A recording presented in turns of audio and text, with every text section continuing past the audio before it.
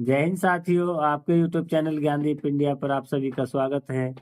और आज देखते हैं हमारा होगा 10th क्लास का पोइट्री का चैप्टर नंबर फर्स्ट, जिसका नाम है डस्ट ऑफ स्नो, बर्फ के कण, जिसे लिखा गया है रॉबर्ट फ्रॉस्ट के द्वारा।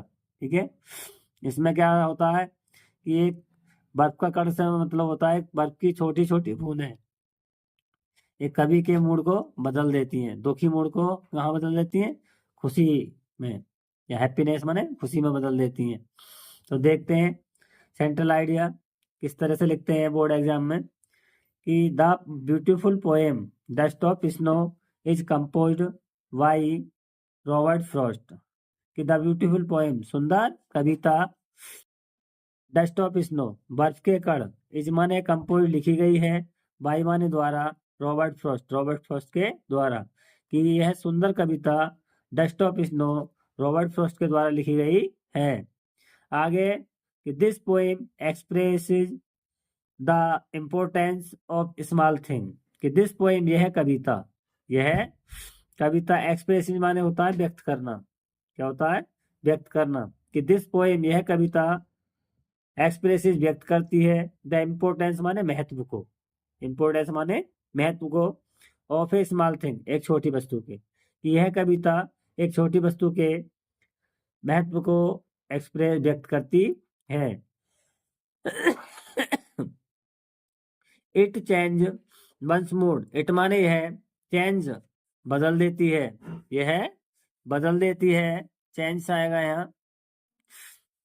वंस मूड एक व्यक्ति के मूड को, यह जो है एक कवि के मूड को बदल देती है।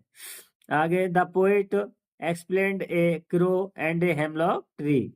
इस कविता में क्या किया है कि द पोएट कवि ने, एक्सप्लेन्ड माना होता है व्याख्या करना। ठीक है, कि कवि ने एक्सप्लेन्ड व्याख्या की है ए क्रो एक कोए की, एंड ए हेमलॉक ट्री और एक धतूरे के वृक्ष की। इस कविता में क्या किया है?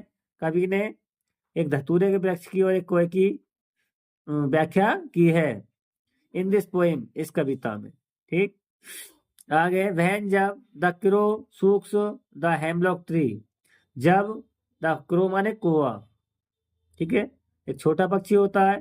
तो जहन जब द क्रो माने कौवा सूक्स हिला देता है द हेमलॉक ट्री धतूरे के वृक्ष को, जब कौवा धतूरे के वृक्ष को हिला देता है तो देन तब डस्ट ऑफ स्नो बर्फ के कण या बर्फ की बूंदें फैल माने गिर जाती हैं ऑन द पोएट कवि के ऊपर।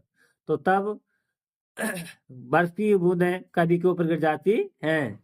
देन फिर हिज सैडनेस उसका दुख, दुखित या परेशान या दुखित, मूड माने मूड, उसका दुखित मूड चेंज बदल जाता है इनटू हैप्पीनेस खुशी में।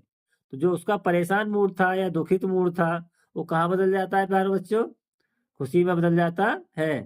तो इस तरह से बहुत ही इजी शब्दों में बहुत ही छोटी कविता है जिसे बोर्ड एग्जाम में 4 नंबर में पूछा जाता है। ठीक है, और बहुत ही मोस्ट इम्पोर्टेंट पोएम है ये।